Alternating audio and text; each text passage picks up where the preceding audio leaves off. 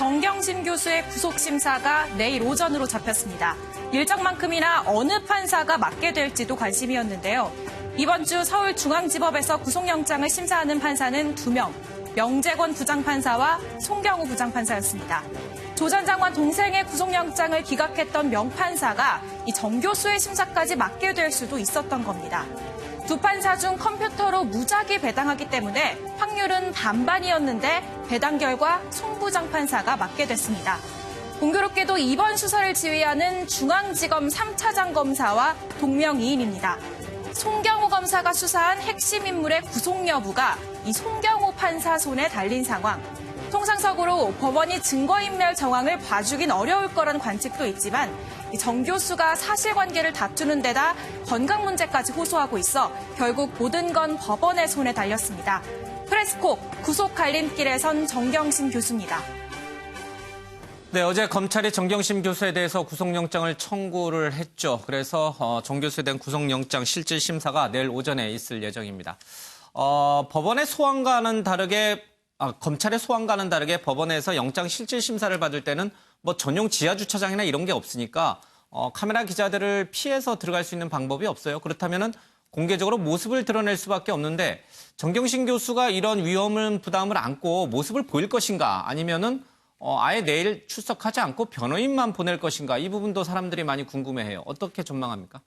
네, 말씀하신 것처럼 정 교수가 만약 내일 심사에 출석한다면 포토라인 앞에 서게 될 가능성이 높습니다. 검찰청사에는 말씀하신 것처럼 이 직원들만 이용하는 지하주차장을 통해서 취재진을 피해왔는데요. 검찰과 달리 법원엔 이 직원 전용 지하주차장이 없습니다. 때문에 영장심사를 받으려면 법원 출입구를 거쳐야만 하기 때문에 이번엔 피하기 쉽지 않을 것으로 보입니다. 이 검찰개혁 일환으로 이 포토라인 비공개 소환 논의가 시작이 되면서 경찰과 법원에서도 이 포토라인 폐지 논의가 필요하다는 얘기가 나오고 있긴 하지만 현재로서 법원이 공식 입장이 없었던 만큼 정 교수에게만 다른 기준을 적용할 마땅할 근거도 없습니다. 만약 정 교수에게만 다른 기준을 적용해서 이 편의를 봐준다면 또 다른 특혜 논란이 불거질 수 있습니다. 다만 말씀하신 것처럼 정 교수가 영장심사 출석을 포기하는 방법은 남아 있습니다. 정 교수가 법원에 신문 포기를 제출하고 서면으로만 심사를 받을 경우 출석하지 않아도 되기 때문에 포토라인을 피할 수 있는 건데요. 하지만 선예만 보면 서면 심사는 피의자에게 매우 불리합니다. 물론 조 장관 동생은 서면 심사만 받고도 기각 결정을 받았죠. 하지만 이로 인해 조 전 장관 가족에 대한 특혜 논란이 있었던 만큼 정 교수가 이 선택지를 선택하기에는 조금 부담이 될 거란 관측이 많고요. 현재까지 변호인단 입장은 정 교수가 내일 출석할 예정이다라는 것입니다. 검찰 소환 조사 때 포토라인은 피했지만은 법원 실질 심사 때 포토라인은 피하기 어려운 상황이다. 포토라인 자체가 이제 폐지 쪽으로 분위기가 가고 있어서 그 내용은 좀 저희들이 계속 지켜봐야 될 것 같습니다. 정 교수가 내일 오전에 영장 실질 심사를 받게 되면 대략 시간은 얼마나 걸립니까? 언제쯤 구속 여부가 결정이 되는 겁니까? 네, 이 심사 결과는 내일 오전에 받게 되면은 내일 저녁쯤 나올 것으로 보는데요. 이 검찰 심사가 얼마나 진행되는지 혹은 판사가 얼마나 고심하는지에 따라 다음 날 새벽에 나올 가능성도 있습니다. 물론 이 조 전 장관 동생의 경우에는 검찰이 부산에서 데려오느라 심사가 오후로 밀렸던 점을 감안을 해야 하지만 이 역시 결과가 새벽 2시에 나온 것을 감안하면 새벽에 나올 가능성도 배제할 수는 없습니다. 내일 오전부터 실질 심사가 이루어지면 새벽쯤이나 돼야 그 결과 여부가 가려진다. 알겠습니다. 정경심 교수에 대한 언론의 과도한 관심일지 모르겠습니다만 오늘 좀 포착이 됐죠. 사진이 나왔어요. 네, 그동안 정 교수는 이 내 모습이 찍히면 언론의 특종이라더라. 뭐 이런 얘기까지 하면서 언론의 취재에 굉장히 반발을 해왔는데요. 오늘 오전 이 정 교수가 조 전 장관과 함께 이 조 전 장관의 차를 타고 직접 집을 나서는 모습이 포착이 됐습니다. 얼마 지나지 않아서 이 정 교수 없이 조 전 장관만 집으로 귀가를 했는데요. 정 교수 측은 아마 이제 법원에서 입장을 충분히 밝히겠다고 한 만큼 변호인단과 함께 내일 심사를 대비하고 있는 것으로 보입니다. 그런데 일단 조 전 장관은 오늘 오전 이 정 교수나 검찰 소환에 대한 질문에는 아무런 답변을 하지 않고 집으로 향했습니다. 자기 모습이 보이면 찍히면은 특종이다. 그래서 그런지 모르지만 기자들이 집까지 항상 상주하면서 일거수일투족을 좀 지켜보고 있는 것 좀 가습긴 합니다. 오늘 오전에 조국 전 장관의 자택한 모습을 잠깐 화면으로 보겠습니다. 오늘 출근하십니까? 서울대 복직 관련해서 한마디만 부탁드리겠습니다.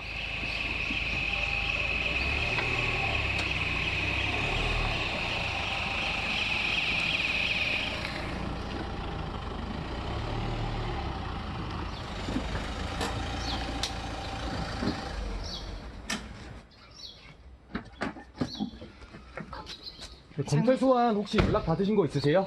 정경심 교수님 어디 계시나요? 교수님, 정경심 교수님은 어디로 가신 겁니까?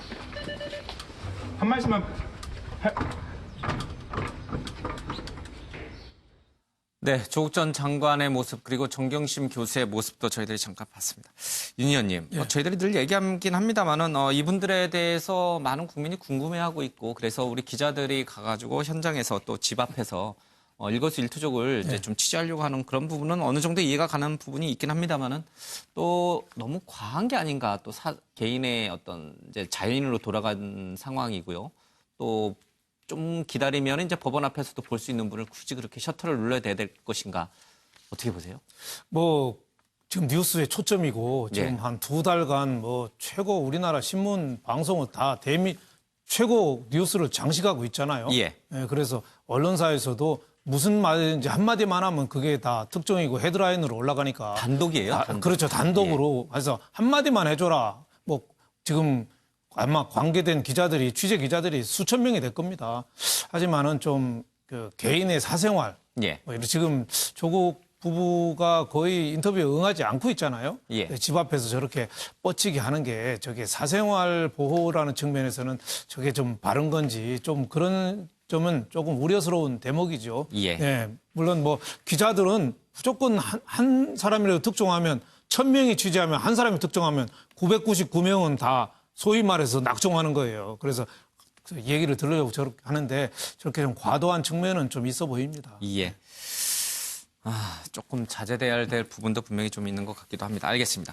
김근희 기자, 내일 정 교수 영장실질 심사를 맡을 판사가 누구냐 이 부분에 대해서 일반인은 물론 정치권에서도 굉장히 관심이 많았어요. 누가 됐습니까? 그렇습니다. 앞서 유호정 기자가 설명한 것처럼 송경호 부장판사로 결정이 됐습니다. 그 조금 전에 저희가 이야기했던 것처럼 지금 이 조국 전 장관 관련한 수사를 총지휘하고 있는 송경호 3차장과 동명이인인데요. 검찰에 있는 3차장 검사와 그렇습니다. 이름이 똑같다. 그렇습니다. 그러니까 수사도 송경호가 하고 영장실질심사도 송경호가 한다. 이런 이야기가 법조계 일각에서 나오고 있는데요. 예. 이 송경호 판사에 대해서 조금 소개를 해드리자면 바로 얼마 전에 있었던 이 주한미 대사관 사건과 관련해서 일부 이 당시에 체포됐던 인원에 대해서 송경호 판사가 영장실질심사를 맡았는데 그중 한 명에 대해서는 구속의 필요성을 인정하기 어렵다라고 하면서 기각을 했습니다. 예. 이외에 뭐 버닝썬 연루 의혹이 있었던 윤 총장의 경우에는 영장이 발부가 되기도 했었고요. 과거 윤석열 총장을 협박했던 유튜버에 대해서도 영장을 발부했던 경험이 있습니다. 예. 이 앞서 삼성 바이오로직스 분식회계 관련해서 당시 이 증거인멸과 관련해서 수사가 진행이 됐었는데 일부 관계자에 대해서는 발부하면서도 당시 이 대표이사에 대해서는 증거인멸 교사의 어떤 공동정범이 성립되기 어렵다라고 하면서 기각됐던 사례도 있습니다. 예. 특히나 정경심 교수가 지금 증거인멸과 관련한 혐의를 받고 있어서 당시 이 판단에 대해서 관심이 쏠리고 있는데요. 어제 법사위 같은 경우에는 이 송경호 판사를 두고서 일부 자유한국당 의원들이 조국 전 장관의 동생에 대해서 영장을 기각했었기 때문에 송경호 판사가 아니라 명재건 판사가 아니라 송경호 판사 등 다른 판사를 임명해야 된다. 이런 이야기도 나왔었거든요. 그래서 이 자유한국당 의원들의 주장과 관련해서 당시 법원행정처장이 자꾸 이렇게 영장실질심사에 어떤 판사가 맞는지에 대해서 정치권 이야기를 하게 되면 자칫 외압으로 이뤄질 수 있다라고 우려를 표하기도 했습니다. 예. 전자 배당 시스템으로 하기 때문에 뭐 사람이 정하는 게 아니기 때문에 누가 맡을지는 사실 뭐 신만이 알고 있는 거겠죠. 이제 하늘만이 알고 있는 것인데 글쎄요. 명재건 판사를 피해서 송재호 판사가 된 것이 자유한국당 의원들이 바라는 반지 아닌지는 잘 모르겠습니다. 그러나 누가 맡든 공정하게 영장실질 심사가 이루어질 것이라는 기대를 저희들이 좀 해보겠습니다. 이에 대해서 자꾸 정치적으로 해석하고 접근하는 것 자체가 좀 잘못되어 있는 것 같기도 합니다. 알겠습니다. 김태일 기자, 어제 정 교수 변호인단에서 입장문을 내놨는데 검찰이 밝힌 여러 가지 영장 청구 사유 너무 과하다. 똑같은 범죄를 너무 부풀려서 11개 범죄 혐의를 적용했다. 이런 주장을 해요. 왜 그런 겁니까? 네, 그렇습니다. 말씀하신 대로 지금 검찰이 정경심 교수에게 적용하고 있는 혐의는 모두 11개죠. 그래서 이제 이 변호인 측에서는 의혹이 이제 혐의가 아니고 의혹은 두 가지인데 이것을 검찰이 11개로 늘려놨다 이런 설명을 하고 있거든요. 예. 이 두 가지가 뭔고 하니 바로 이제 딸 입시 관련 문제하고 바로 이 사모펀드 관련 문제입니다. 예. 이 딸 입시 관련해서 이제 검찰은 지금 이제 허위 인턴 증명서를 발급받아서 이걸 가지고 이제 학교도 진학하고 뭐 이랬다라는 혐의를 적용을 하고 있는데 예. 이 변호인 측에서는 이 인턴 활동 내용이나 이 평가 등에서는 재판을 통해서 해명될 것이다 이렇게 얘기를 하고 있거든요. 예. 결국에는 뭐 정상적인 활동이었고 정상적인 뭐 행위였다라는 걸 주장을 하고 싶은 거고요. 예. 또 사모펀드 관련해서는 이 오촌 조카의 잘못을 이 정 교수에게 덮어 씌우는 것이다. 그리고 이 사모펀드 실질 운영 주체 문제에 대한 오해로 생긴 문제다 이렇게 얘기를 하고 있거든요. 예. 이 부분에 관해서는 일전에 이제 김경록 씨가 이 알릴레오에 나와서 이 오촌 조카가 사기범이라고 생각하면 이 문제는 단순하게 해결될 문제다라고 하지 않았습니까? 예. 이 부분을 계속해서 이제 주장을 하는 그런 부분인 것 같습니다. 이제 여기서 이제 빠진 게 바로 이제 증거인멸 부분인데 예. 이 변호인 측은 이 부분에서 이제 사실관계 오해라고 하고 있거든요. 이 부분도 그 증거인멸이 아니고 이 증거 보존 차원이라는 이런 부분을 계속해서 이제 주장을 할 것 같습니다. 예. 예. 그러니까 증거 은닉 또는 이제 인멸과 관련된 교사 혐의가 있다. 이런 검찰의 주장은 사실관계를 잘못 본 오해에서 비롯된 것이다. 그러니 이건 애초부터 범죄가 안 된다. 그렇습니다. 범죄 혐의에서 아예 빼야 된다. 이래서 두 가지 혐의만 봐야 된다. 이렇게 이제 변호인단은 주장하고 있군요. 어쨌든 지금 말씀하신 이런 내용들이 내일 오전에 영장 실질 심사가 이루어지면은 검찰 측과 변호인 측에서 치열하게 법리 공방을 펼치는 거겠죠. 최종 판단은 판사가 하는 거죠. 그렇습니다. 일단 예. 그 영장 실질 심사에서 검찰 측에서는 11가지 혐의에 대해서 상당히 좀 그 부각을 하려고 할 것이고 이 변호인 측에서는 11가지가 아니고 이 두 가지다라고 이제 법리 공방을 다툴 것입니다. 예. 유호정 기자, 영장을 기각할지 아니면은 구속영장을 발부할지 여부 판단 기준은 여러 가지 이제 있겠죠. 그 가운데 하나가 바로 이 건강 문제 아니겠습니까? 지금 정경심 교수의 뇌경색, 뇌종양 문제가 굉장히 첨예하게 검찰 측과 변호인 측이 주장하고 있는 건데 글쎄요, 미리 좀 예상을 해보면 판사는 어느 쪽 손을 들어줄까 모르겠습니다. 네, 이게 지금 갈리고 있는 게 증거인멸을 주요로 볼 것인지 아니면 예. 건강 문제로 이제 이걸 봐줄 것인지 이 부분이 첨예하게 갈리고 있는데요. 일단 구속 사유로는 이 사안의 중대성 그리고 증거인멸 우려 그리고 도주 우려 이 세 가지가 일단 주요 심사 이 요건으로 보고 있습니다. 그런데 여기서 말씀하신 것처럼 건강 문제나 뭐 이제 다른 여러 가지 추가 요건들이 이제 가만히 될 수가 있는데요. 예. 그런데 법원은 이제 구속 심사에서 있어만큼은 이 증거인멸의 우려나 도주 우려를 좀 중요하게 보고 있는 만큼 검찰이 지금까지 여기에 집중을 했던 것으로 보이고요. 근데 다만 이 건강 상태가 안 좋다는 이유로 이 조 장관 동생의 영장도 기각한 만큼 예. 판사가 어느 쪽에 이제 중점을 둘지는 내일 결과를 지켜봐야 할 것 같습니다. 예. 정경심 변호인단 쪽에서는 검찰이 요구한 MRI라든지 CT 사진과 같은 구체적인 객관적인 자료를 제출했다. 이제 이렇게 얘기를 하고 있고요. 검찰에서는 의사명과 병원명이 빠져 있어서 그 부분을 명확하게 검증하기가 어려웠다. 그래서 바깥에 있는 다른 의사나 병원에 의뢰를 해서 그 부분과 관련해서 정경심 교수가 과연 수감 상태로 재판을 받을 수 있는 상황인지 아닌지를 판단했고 괜찮다라는 응답을 받았다. 그래서 구속영장을 청구한 것이다. 이렇게 좀 맞서고 있습니다. 어쨌든 간에 검찰은 정경심 교수 영장과 관련해서 굉장한 자신감을 보이고 있는 것 같습니다. 만약 기각될 경우 동생에 이어서 또다시 검찰이 치명타를 입게 되는 그런 위험에도 불구하고 영장을 청구한 걸 보면 정경심 구속에 대해서 자신감이 있는 것 같습니다. 이런 자신감은 얼마 전에 윤석열 총장의 국정감사장에서도 드러났습니다. 윤석열 전 총장의 지금 총장의 얘기를 좀 들어보겠습니다. 과잉 기소 아니에요? 조금 지나면은 다 모든 게 공개될 상황이 아니 되니까 공개되더라도 지금 현재 공소장에는 그렇게 돼 있지 않습니까? 아니 왜 정경심 교수는 소환도 조사도 않고 아니, 지금 의원님 지금 저 국정감사라는 공개적인 자리에서 어느 특정인을 무슨 이 좀 여론상으로 이렇게 보호하시는 듯한 그런 말씀을 자꾸 하시는데 보호하는 게 아니에요. 저는 패스트트랙에 의원들을 어떻게 할 것인가. 지금 정경심 교수 얘기하고 왜 그런 결부가 되는지 잘 이해를 못하겠습니다. 아니 그러니까 법은 만일 앞에 평등한데 패스트트랙 의원 이걸 다 법과 원칙대로 하겠습니다. 법과 원칙대로 네. 할 거죠. 네. 예, 유호정 기자. 윤석열 총장의 저 당시 얘기는 뭐 어느 특정인이라고 표현을 했습니다만 사실 그 어느 특정인이라는 게 정경심 교수예요. 그렇죠? 왜 자꾸 정경심 교수를 자꾸 보호하려 하느냐. 이미 우리 내부적으로는 정경심 교수에 대해서 구속영장을 청구할 걸 사실상 확정했고 또 그쪽 방향으로 가고 있는데 자꾸 국회의원이 그분을 정경심 교수를 편들면 안 된다 이런 뜻으로 저희는 이해돼요. 이미 그때부터 굉장히 자신감을 갖고 있었던 것 같아요. 네, 그렇습니다. 이게 수사가 언제 끝나냐 이런 질문이 계속 이어지자 예. 기다려보면은 다 드러나게 되어 있다 이런 얘기를 했거든요. 예. 이게 이 얘기를 한 게 지난 목요일인데 그 주 주말이 지난 바로 직후 월요일에 바로 구속영장을 청구했습니다. 예. 그러니까 그때부터 이제 내부적으로 어느 정도 수사가 정리가 되고 구속영장 청구 방침이 정해졌다는 뜻인데 이 변수가 건강 문제였습니다. 예. 계속 말씀하신 것처럼 이 진단서, 뇌종양 뇌경색 굉장히 듣기만 해도 좀 예. 심한 질병처럼 보일 수 있지 않습니까? 이게 이제 이 진단서를 제출해서 얼마나 심각한 정도를 이제 증명을 하느냐 이게 관건이었는데요. 일단 변호인단은 이 검찰에서 요구한 CT와 MRI 그리고 신경외과 진단서를 제출했다 이렇게 어제 오후 밝혔습니다. 그동안은 이 필요할 때 제출하겠다는 입장이었는데 검찰이 그동안 이제 언론에서 이제 공식으로 제출해달라는 요청을 했다 이렇게 밝힌 예. 만큼 정 교수 측도 이거를 굳이 이제 제출 안 하고 이제 의혹으로 남겨둘 이유가 없다 이렇게 판단을 한 것으로 보이고요. 그런데 이 진단서에도 병원 명이랑 의사명은 가려져 있었다고 하고요. 특히 이 자료를 제출하면서 얼마나 심각한지 이 의사의 판독 내용도 의사 소견서도 없었다고 합니다. 그래서 검찰이 다수 의사들에게 이 진단서를 보여주면서 예. 얼마나 이제 어느 정도의 질병이냐라고 이제 검토를 했고요. 그 결과 이제 구속 수감을 할 정도의 건강 상태는 된다 이렇게 본 것으로 보입니다. 예.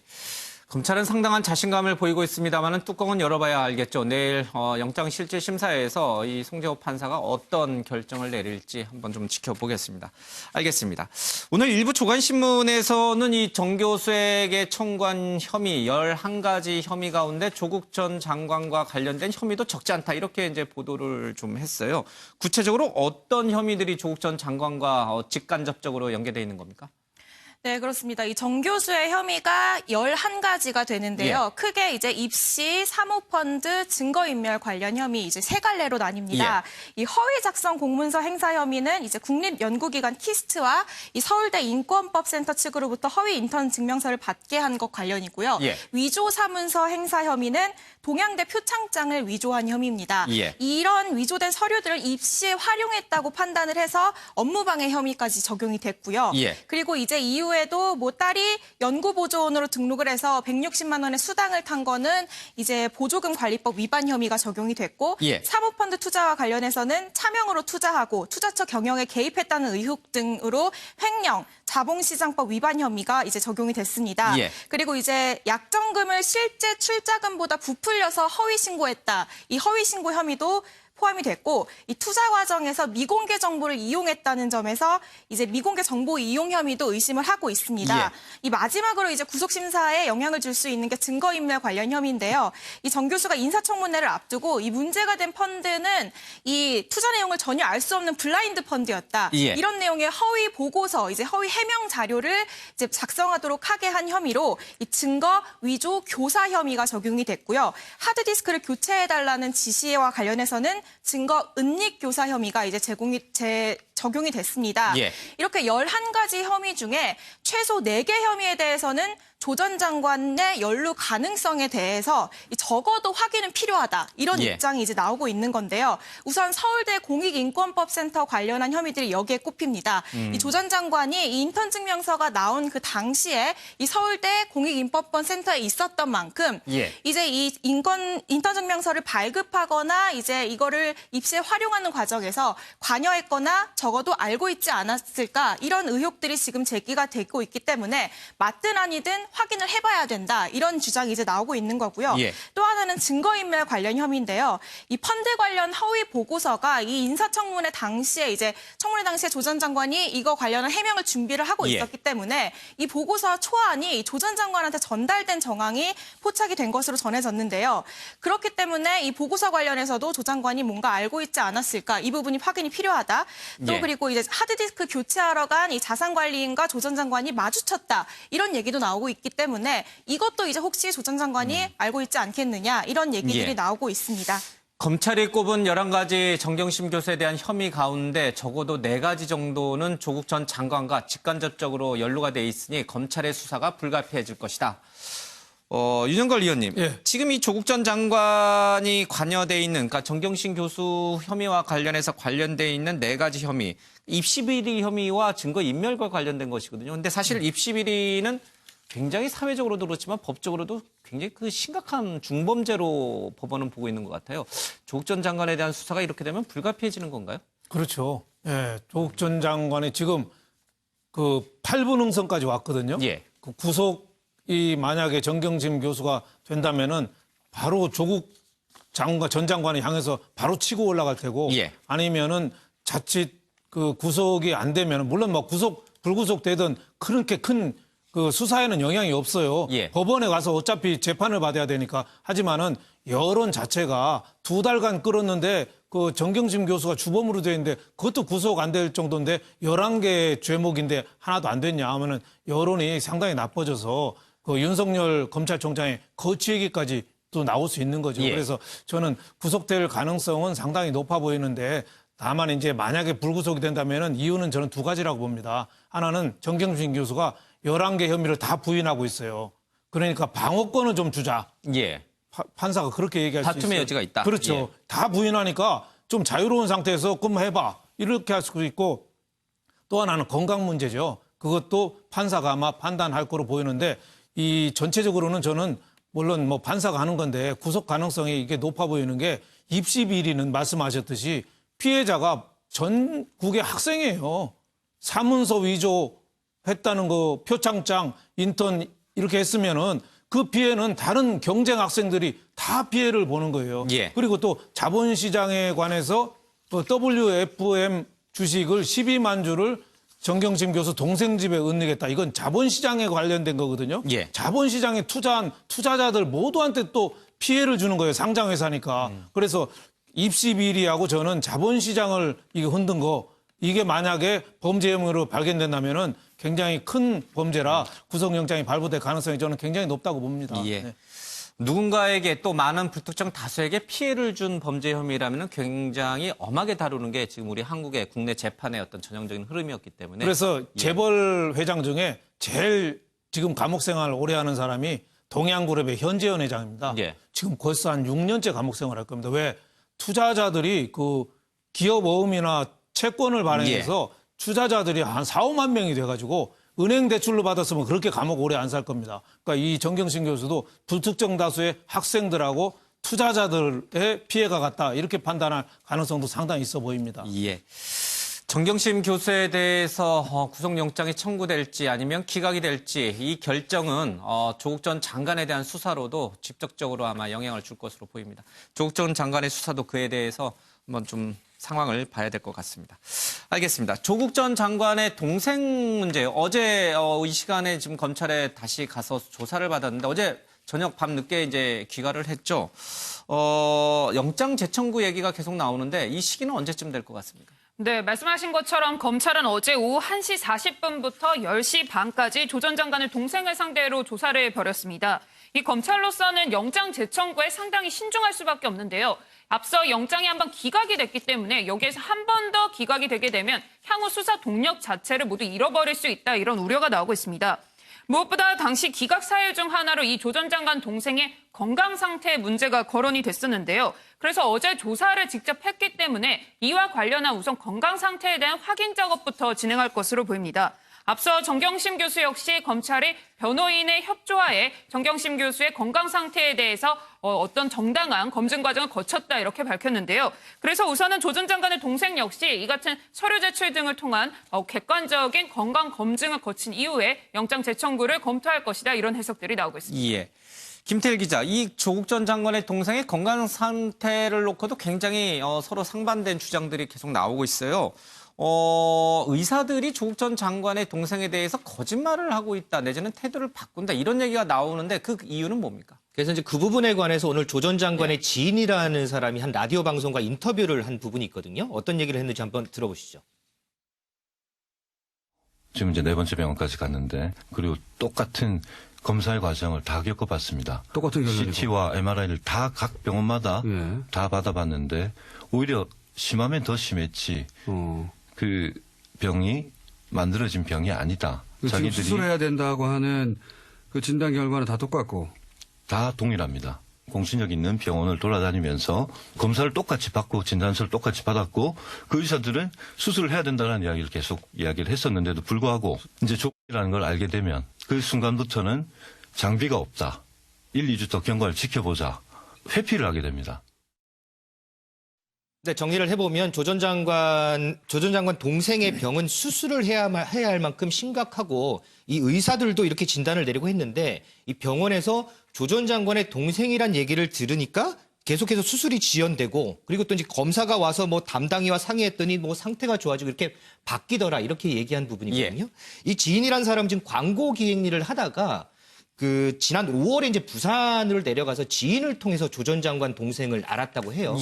그 이 지인의 말을 그 얘기를 들어보면 이 조 전 장관 동생의 주변에는 이전부터 상당히 사람들이 참 많았다고 하거든요. 그런데 이제 조 전 장관이 장관에 임명되고 여러 의혹들이 불거지면서 이 지인이라고 하는 사람들이 하나둘 연락을 끊고 뭐 만나지도 않고 뭐 이랬다고 하거든요. 뭐 물론 이제 이 여러 가지 의혹들이 나오니까 괜히 연루됐다가 자신이 좀 불리하겠다 뭐 이런 이제 두려움 때문에 이제 그렇다고 보는데 그럼에도 지금 오늘 지금 인터뷰를 한 이 지인이 계속해서 남아 있는 건 이 사건의 본질과 상관없이 이런 와중에 이 옆에 있어주는 게 최소한의 인간의 도리다. 그렇기 때문에 나는 계속해서 조 전 장관 동생 옆에 남아 있다 이렇게 얘기를 하고 있고요.